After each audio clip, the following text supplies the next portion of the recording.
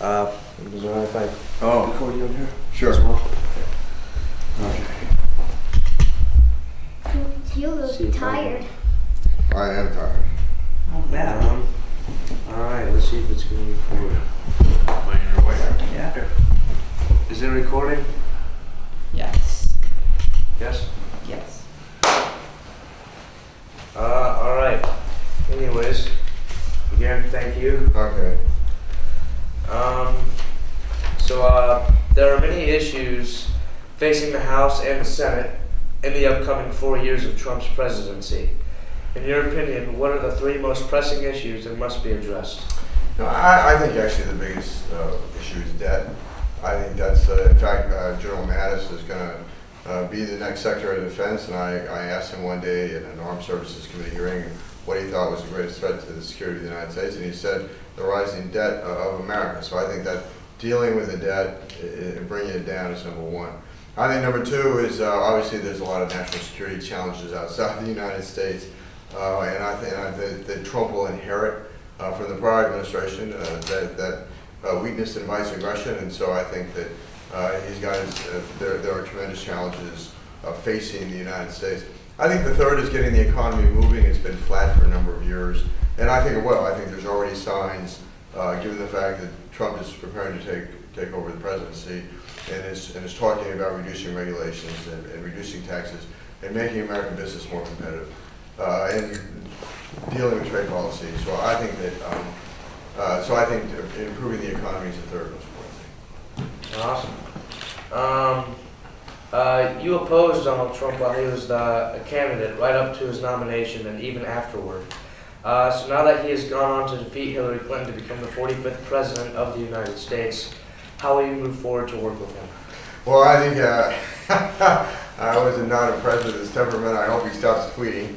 But I think that we're going to work on regulatory reform. We're going to work on tax reform. I think that I hope that he is going to make America more competitive in terms of trade as opposed to just being anti-trade. I think certainly in national security, I think he wants to strengthen our military. He wants to have a more aggressive foreign policy, and I think a smart way. And so certainly want to work with him on that. Awesome, man. Anyways, in your 4 terms of office, what legislation have you either authored or been a part of that you were most proud, and are you working on any new legislation to introduce to the House? Oh boy, there's a lot of bills. So in a sense, being in the Armed Services Committee, we do one big bill a year. It's called the National Defense Authorization Act. And so instead of doing individual bills, we do amendments onto that bill. So I've done a lot of amendments on that bill to over the years to make sure that we have the best led, the best trained, the best equipped military in the world. And so I'll continue to do that. I'm going to be the subcommittee chairman for the in the House Armed Services Committee this year on the Personnel Committee.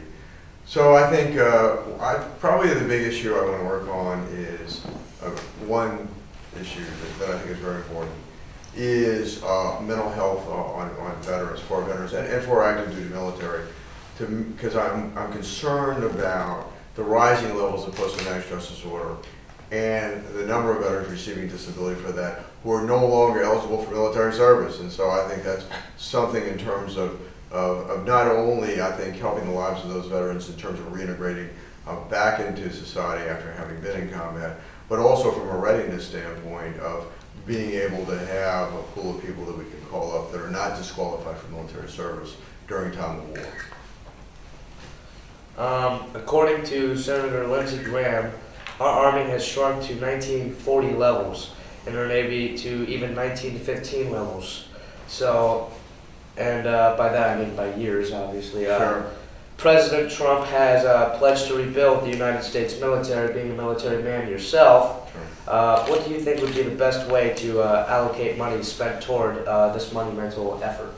Well, I think probably the greatest deficit we have in terms of military capability is the projection of sea power in the United States Navy. I think we're down to around 280 operational vessels. In the Reagan buildup, we were up to 600 ships. Obviously, most of our ships are much more capable than their predecessors, but no ship can be in 2 places at the same time. And so we're being challenged by countries like China in the South China Sea simply because of the weakness. So I would say that's the greatest deficit. I think the members in the Armed Services Committee, most of which don't have military service, do tend to focus too much on just the numbers of personnel.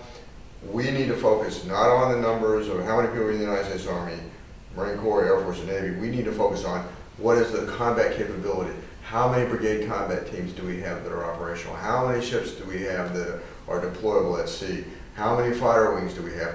Those are the issues. It's about the projection of force, not just the number of individuals, because we have become far too bureaucratic in the Department of Defense. So we're too top heavy, and so you can't just look at the numbers of personnel. Well, our last question is, well, for your upcoming 5th term in office, what changes can the constituents of Colorado expect to see in our state, and how will you be a part of that? Well, we're going to tackle a lot of issues. I think the first issue is going to be Obamacare, repeal and replacement of Obamacare, and so obviously there's a lot of tension about what that will look like, and I think there's a lot of misunderstanding of what we're going to do. There's probably 3 phases in that, but it is not delivered as President Obama said it would. It is not lowered cost. It is not really broadened access to health care. And so I think the question is, how do we do better? And so we will not repeal any section without having that a replacement for that section concurrently. I think there's a lot of concern about that, but that's how we'll proceed. I think so. That's going to be a big issue. Second big issue is going to be tax reform. I think we're going to move forward. Our taxes are too high, too complicated. We're going to move forward a pro-growth tax reform agenda, similar to that was done during the Reagan years, to move this economy forward, make American business more competitive. No doubt, building up our military will be building up our capability, will be part of it. So I would say that those are the biggest, most immediate issues. And regulatory reform. People are just buried in regulations, and so they need regulatory relief, particularly business. And so I think that that's something we'll proceed on, I think, fairly quickly. So I know I didn't write it down here. I kind of have a follow-up. Sure. With Obamacare. Can you go more into detail about that? Are you working with anyone so far? Oh, absolutely. So there are going to be 3 phases to how we deal with Obamacare. It's about, how do you broaden access to health care? How do you lower costs, or at least keep costs from going up? And how do you maintain quality of care in a patient-centered healthcare system? And so, the first phase will be what's called budget reconciliation. Sounds a little complicated, but what that does, that enables us to deal with the tax and spending part of Obamacare where the Senate Democrats can't filibuster. What filibuster means is that they could that it requires 60 votes to go to the floor, and so that we have to have Democrat support, and then even though we have 52 Republicans.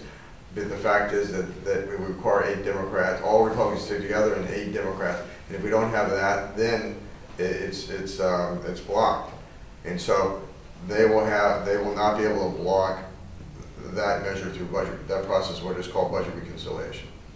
So probably we will deal with the taxes in Obamacare. We'll deal with the subsidies and the insurance exchange, and how do we help people in other ways, and on what's called the Medicaid expansion, which is essentially a government-run program for the poor and disabled that was expanded under Barack Obama beyond the poor and disabled, and it is really contributing to our debt. And so the question is, how can we help these people in a way that is more of a free market solution with some element of individual responsibility to it. So that's going to be the first phase. Second phase is a very long phase, and that in Obamacare, in the Affordable Care Act, it is replete, or is it full of provisions in there that essentially says the Secretary of Health and Human Services, which is going to be Dr. Tom Price, who's a member of Congress I've worked with, shall do this and this and this and this. And so what Obamacare did is it gave a lot of discretion to people in the administration to implement the law and to write significant parts of the law. And so he will have the ability to work on, without even Congress, through that authority that is already in the law, to make changes to the Affordable Care Act as we go forward. The third phase is going to be the more difficult phase, the most difficult phase. And the third phase is that we can't do through budget reconciliation, and the administration can't do, that will require Democrat support because of their ability to filibuster. And that's the insurance regulation parts. That's saying all policies have to be uniform, that pre-existing conditions, without holding insurance prior to that. So there's a lot of, and so we're going to have to try and rewrite that, and so to where it makes sense, but we will have to have Democrat support to be able to do that, the last part. That's our interview.